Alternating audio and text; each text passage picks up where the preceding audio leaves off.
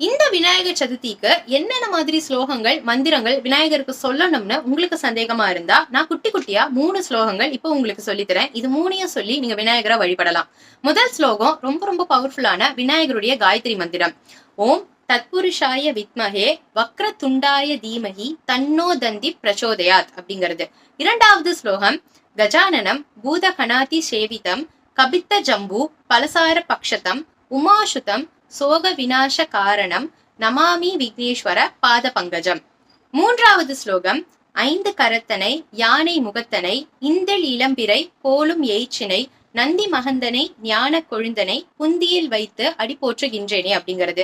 இந்த 3 ஸ்லோகங்களையும் சொல்லி நீங்க விநாயகரை வழிபடலாம். விநாயகர் சதுர்த்திக்குனே உகந்த இன்னொரு விசேஷமான ஒரு ஸ்லோகம் இருக்கு.